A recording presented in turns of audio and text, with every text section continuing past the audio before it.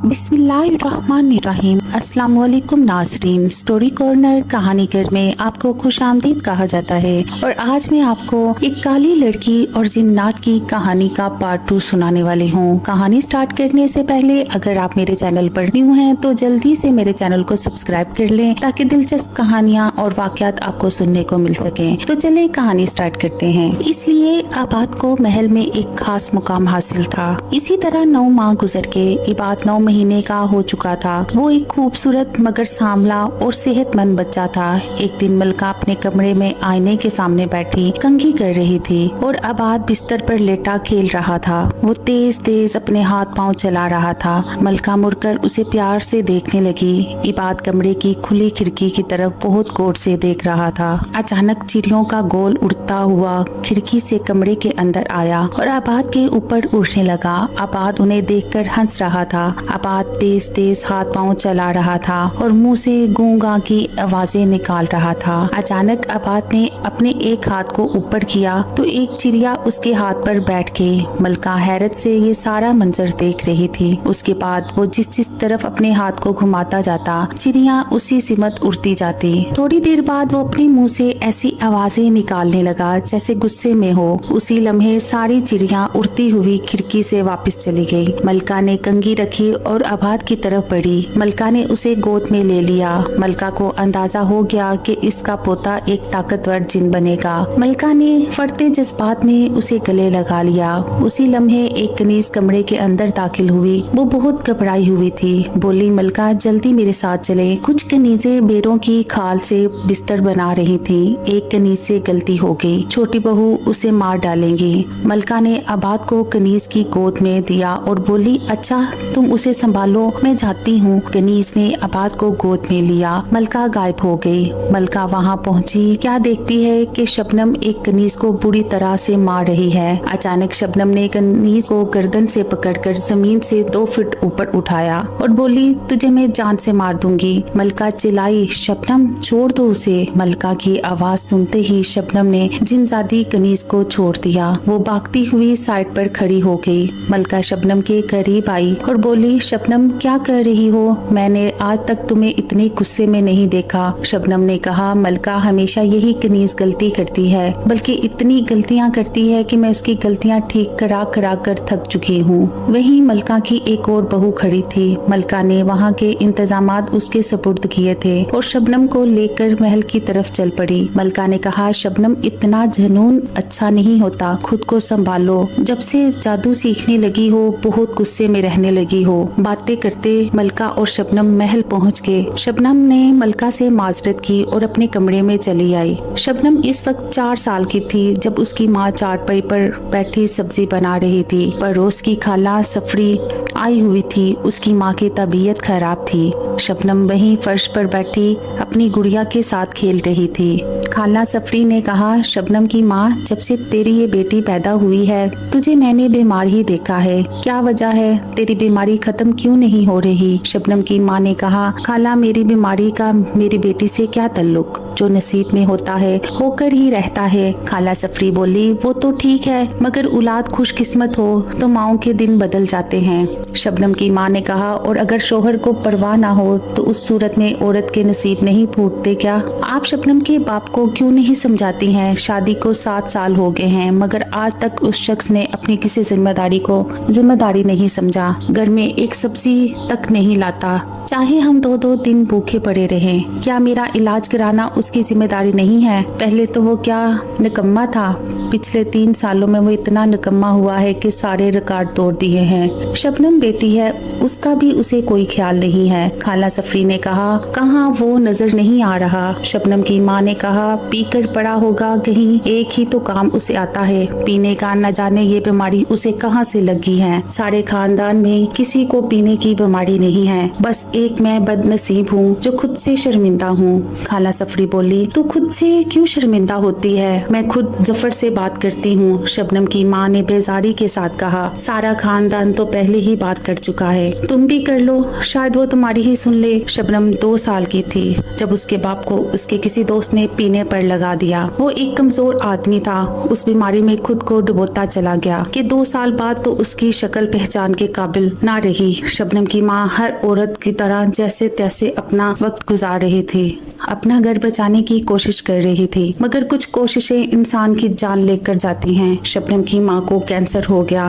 पता तब चला जब कैंसर आखिरी स्टेज पर पहुंच गया। पहले पता चल जाता अगर जफर बीवी को बर वक्त अस्पताल ले जाता, मगर उसे अपने दोस्तों और पीने से फुर्सत नहीं थी। नशे ने उसे बिल्कुल तबाह कर दिया था। 1 साल के अंदर अंदर शबनम की माँ अपने खालके हकीकी से जा मिली। उसके मरने पर हर आंख अश्क बार थी। हर कोई एक ही बात कह रहा था कि बेचारी ने शादी के बाद कोई सुख नहीं देखा था। शबनम की माँ को दुनिया से गए तीसरा दिन था। उसके कुल थे, कुल पर सारा खानदान ही इकट्ठा था। कुल को आने के बाद शबनम की चच्ची मोहल्ले की किसी औरत के साथ बातें कर रही थी। इतने में शबनम वहाँ चली आई। कहने लगी, चच्ची अब्बू कब आएंगे? चच्ची ने जवाब दिया, बड़ी मुश्किल से अब तू नजर आने लगा है, बाहर मेहमानों के पास ही बैठा है, जा बाहर जाकर देख। ये सुनकर शबनम घर से बाहर चली गई। हमसाई ने शबनम की चच्ची से कहा, ए तबस्सुम, शबनम की माँ का रंग हल्का सांवला था और बाप का रंग तो खैर बहुत अच्छा था, फिर ये लड़की शबनम किस पर चली गई है, कितनी काली है? चच्ची ने जलकर कहा,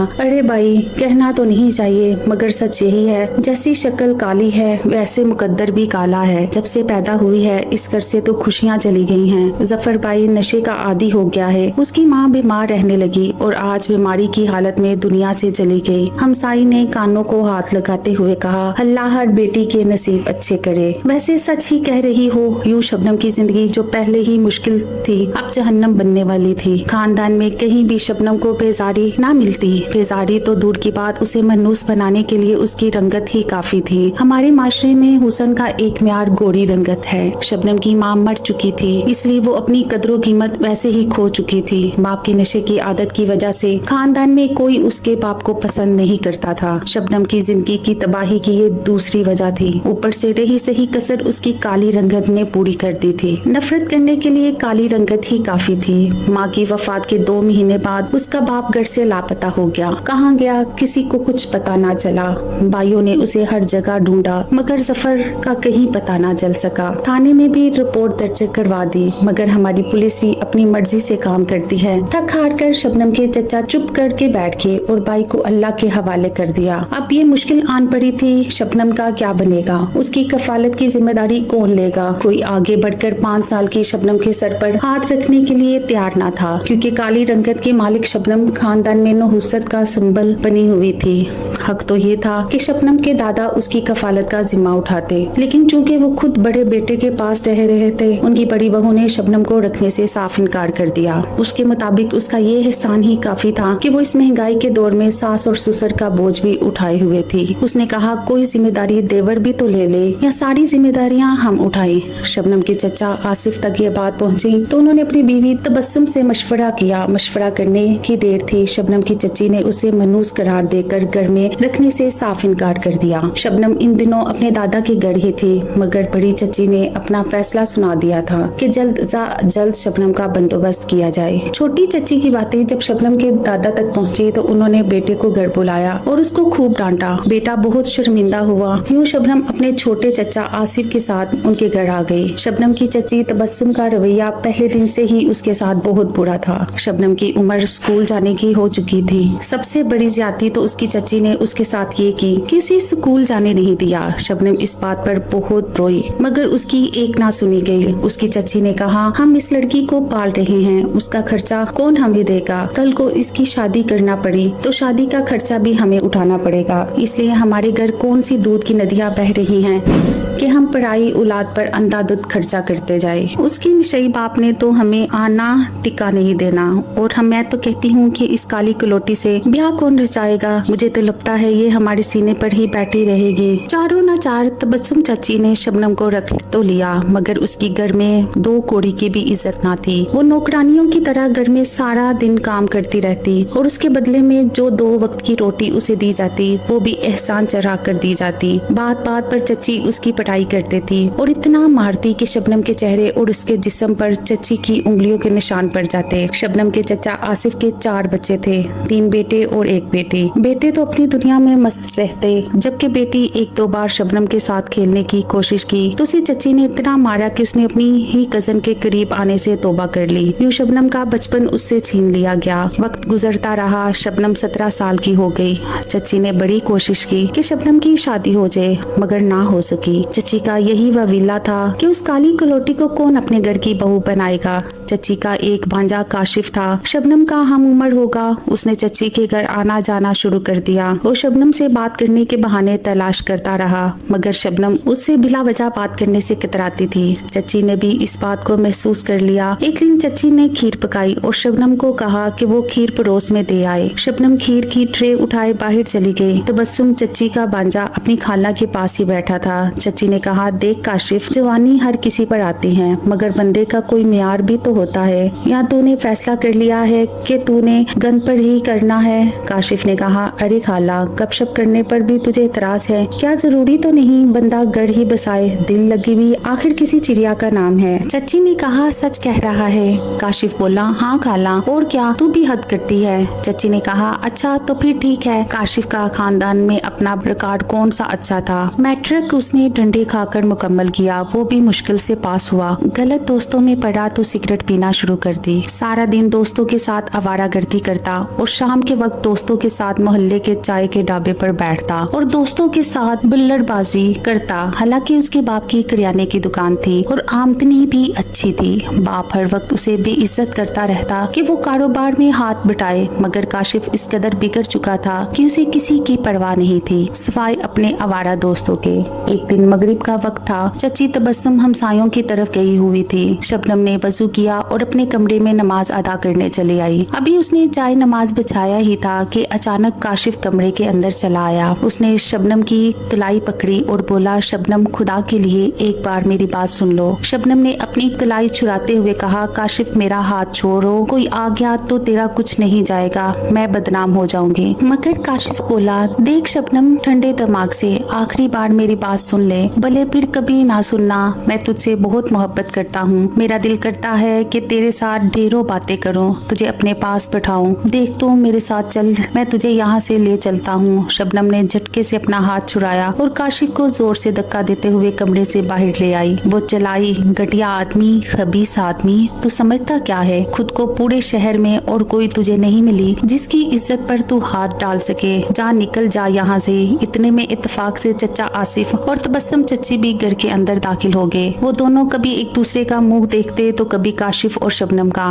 काशिफ चुपचाप शर्मिंदगी से खड़ा था। शबनम अपने कमरे में चली आई। चचा ने चची से सिर्फ इतना कहा, अपने भांजे से कह दो दोबारा यहाँ ना आए। ये कहकर चचा अपने कमरे में चले गए। काशिफ सर झुकाए चला जा रहा था कि चची ने उसका हाथ पकड़ लिया और बोली, मैं अपने भांजे की इस बेइज्जती का बदला जरूर लूंगी, तू फिक्र ना करना, मैं तेरे साथ हूँ। ये कहकर चची ने काशिफ का हाथ छोड़ा और वो चला गया। चंद दिन तो घर में गहरी खामोशी रही। चची शबनम को सिर्फ आंखें दिखाती रही। चंद दिन बाद चचा को दुकान का सामान लेने दूसरे शहर जाना पड़ गया, तो उन्होंने कहा कि वो अगले दिन वापस आएंगे। आधी रात का वक्त था। चची अपने कमरे में गहरी नींद सो रही थी। शबनम अपने कमरे में सोई हुई थी कि अचानक किसी ने उसके मुंह पर हाथ रख दिया। शबनम ने आंखें खोल दी। काशिफ ने उसके मुंह पर हाथ रखा हुआ था, जबकि उसके एक दोस्त ने शबनम के बाजुओं को काबू कर रखा था। उन्होंने मिलकर शबनम के मुंह पर कपड़ा बांधा, उसके हाथ पीछे कमर पर बांधे और उसे खींचते हुए कमरे से बाहर निकले। वो शबनम को घर से बाहर ले गए। बाहर गाड़ी खड़ी थी। उन्होंने शबनम को गाड़ी में जबरदस्ती बैठाया और वहाँ से रवाना हो गए। काशिफ का ही एक दोस्त गाड़ी चला रहा था, जबकि गाड़ी की पिछली सीट पर काशिफ और उसका दोस्त शबनम को काबू किए बैठे हुए थे। वो शबनम को काशिफ के दोस्त के घर ले गए।